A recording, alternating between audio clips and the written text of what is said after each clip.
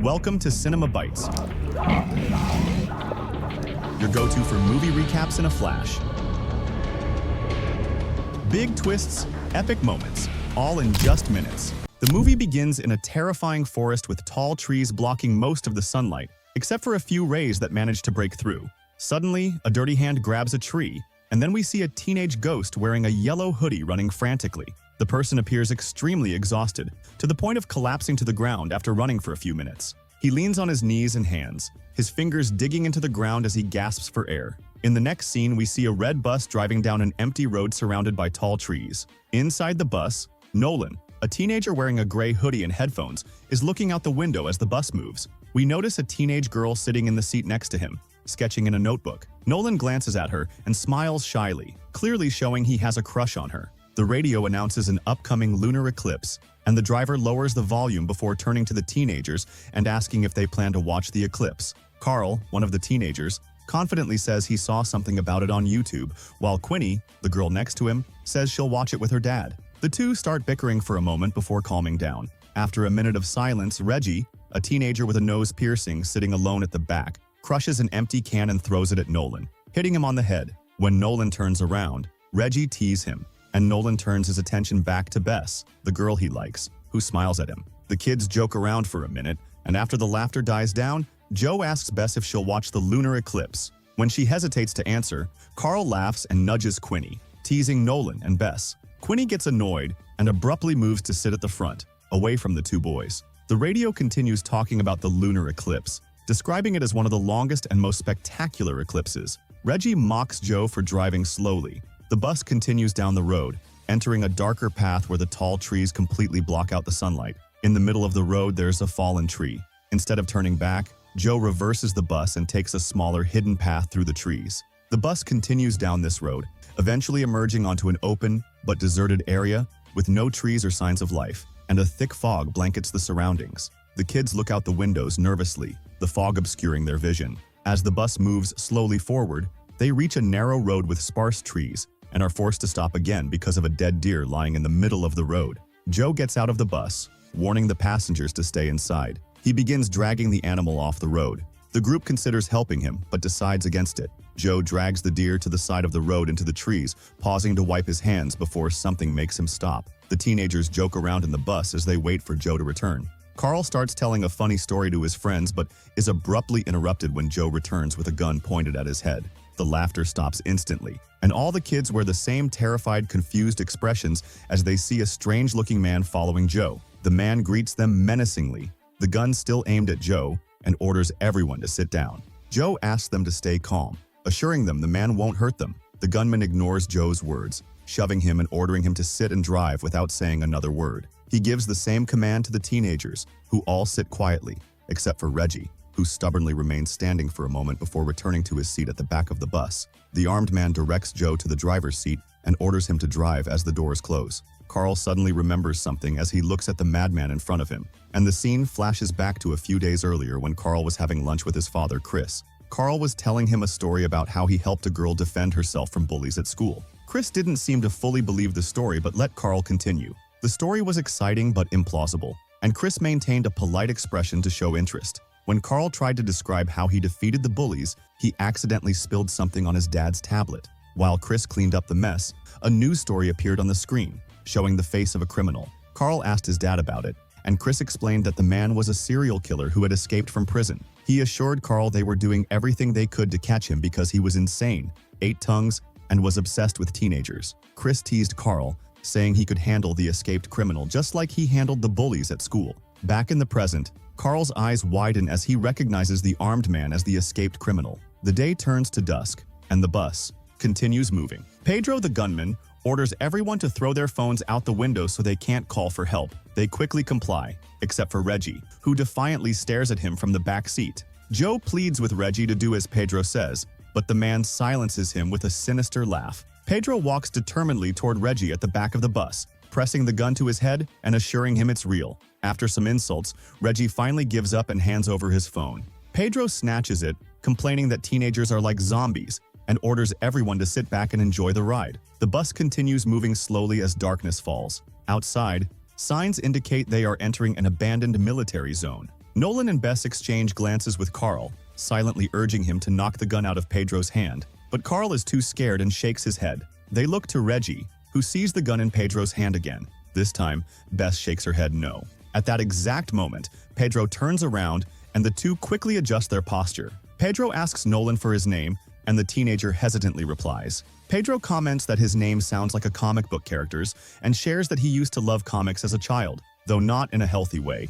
He recounts how the first thing he ever stole was a pack of cigarettes and a comic book, revealing his obsessive nature. The bus remains quiet after that as they continue driving slowly until they reach a tunnel with bright lights and enter it. Suddenly, the engine fails, and the bus comes to a halt for no apparent reason. Joe curses loudly, and Pedro stands up, demanding to know what happened. Joe tries to explain as the gun is held to his head, and the gunman orders him to fix the engine. The terrified driver turns the key in the ignition several times, but the engine won't start. Pedro grows frustrated and grabs Quinny, who is sitting nearby. The girl struggles, and you beg him not to hurt her, but Pedro presses against her temple and turns to grab Queenie, who is sitting right behind him. The girl writhes and begs him not to harm her, but Pedro presses harder against her temple and orders Joe to fix the engine quickly if he wants to save her. Joe pleads with him to calm down, but Pedro screams at him to get off the bus and fix the engine. He warns Joe not to try anything funny and also warns the kids behind him before shoving Queenie off the bus after Joe. Joe goes to the side of the bus, starts it up, and Queenie follows behind him. He opens the compartment under the bus and begins to inspect it with a flashlight. The other kids watch from inside the bus, and Carl starts to panic. He tells his friends that Pedro is definitely going to kill them. Bess says they need to disarm the kidnapper to stop this. Terrified, Carl shakes his head in refusal, saying it's too dangerous to take the weapon from him now. Rhea agrees. Joe doesn't seem to know what the problem with the bus is and concludes it's an engine issue, something he can't fix. Suddenly, the lights go out, and the entire tunnel is plunged into darkness. The only visible light comes from inside the bus. Pedro points the gun at Joe, and everyone is terrified by the sudden power outage. As they look around, a strange sound is heard coming from the darkness ahead. Everyone freezes and listens intently. Joe shines the flashlight into the darkness but can't see anything. He leans forward, and Pedro exposes his back with the gun before telling him to check what's hidden ahead. Joe hesitates but offers to stay with the teenagers while Joe ventures into the darkness with only the flashlight for help.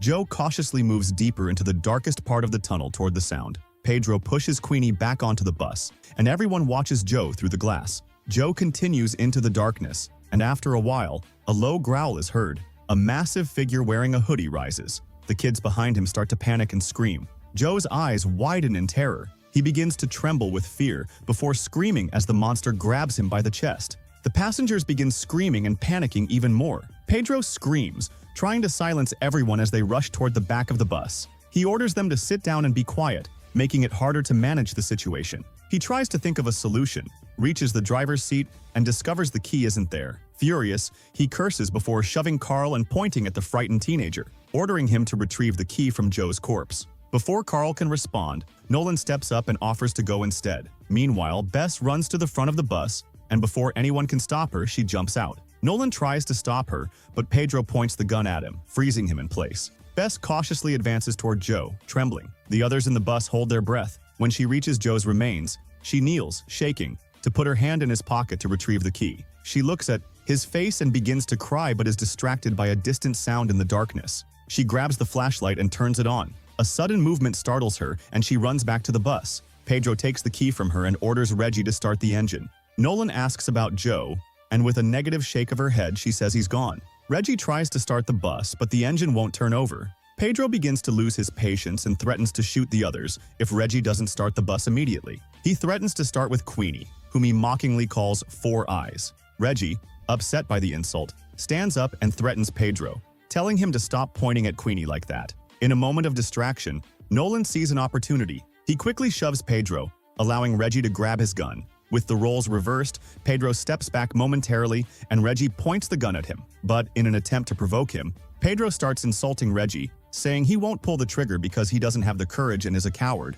Something hits the bus, momentarily distracting the teenagers. This gives Pedro a chance to regain his gun. This time, he points it upward, and the teenagers start crying and trembling with fear. Pedro jumps off the bus and begins yelling for the monster to come out of the darkness. After a moment, his call is answered. As soon as he sees the monster, he freezes in disbelief and smiles nervously. A loud noise from outside startles the group. They gather in the aisle, listening to the loud gunshots outside. The girls scream loudly, and the boys curse. The panic escalates as Reggie makes things worse by turning on Carlo and shouting at him. Nolan tries to calm him down, but the argument continues until the girls intervene. The fight is interrupted by a strange growl right outside the window. As soon as they see the monster holding Pedro's corpse in its hand, they start screaming and huddle between the seats. The monster growls angrily, and the group notices its massive claws embedded in the man's head. After realizing they're in danger, they try to figure out how to survive. Reggie, upset, goes to sit in his usual seat at the back of the bus. The radio turns on, but they can't understand what the other person is saying. While trying to listen, Reggie suddenly feels dizzy at the back of the bus. He stands up, turns to the rear window, and presses his hands and face against it before collapsing back into his seat.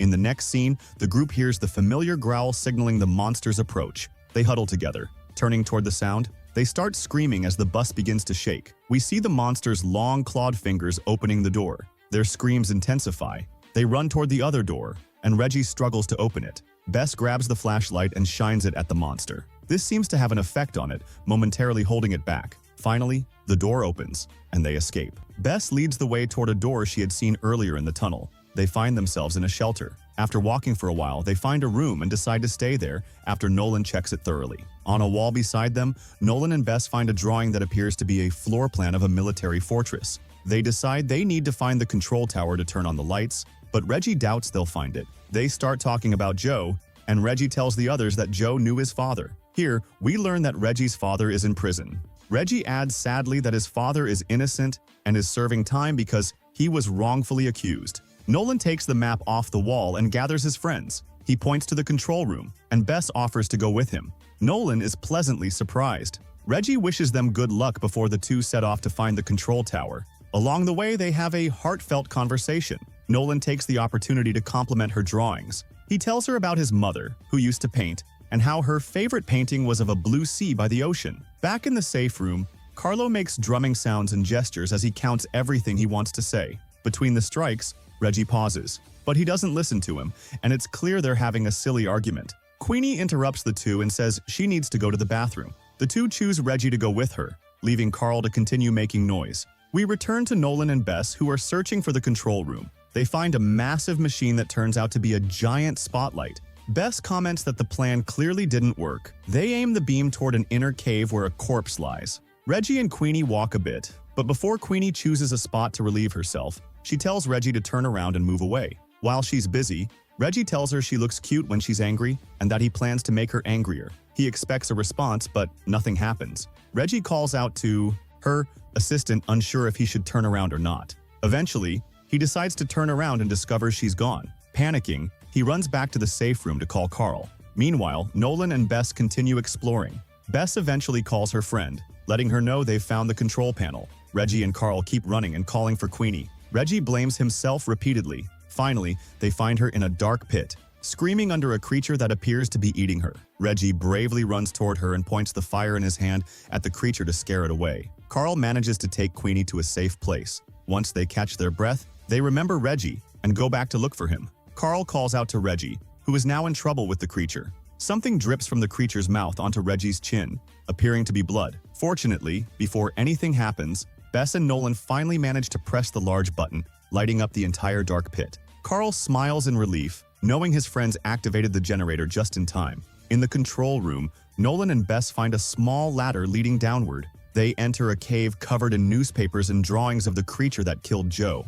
They discover books and notebooks revealing that someone was obsessed with the creature. Nolan finds a picture of his young daughter and begins piecing the story together. They rush back to tell their friends but suddenly stop in a dark pit. They see the shadow of someone approaching and wait fearfully to see who it is. Thankfully, it's Reggie. They both sigh in relief when they see Queenie injured. Carl starts rambling about what happened, but no one can understand him. Nolan calms him down, and Bess examines Queenie's wound. Queenie has a deep gash, and Reggie admits he was wrong to leave her alone. He tries to convince them to leave, but Bess explains they can't. The group heads to the control tower and finds the corpse of a man named Julius. Nolan leads his friends underground and tells them everything about the man. He explains how Julius became obsessed with the creature, which he called the Night Wanderer, after it abducted his sister. Nolan reads from Julius's notebook, and we see the story unfold. We flash back to Julius as a young boy wearing a yellow hoodie, walking in the forest with his sister. They love each other and go on adventures together. Nolan reads the story as we see Julius distracted,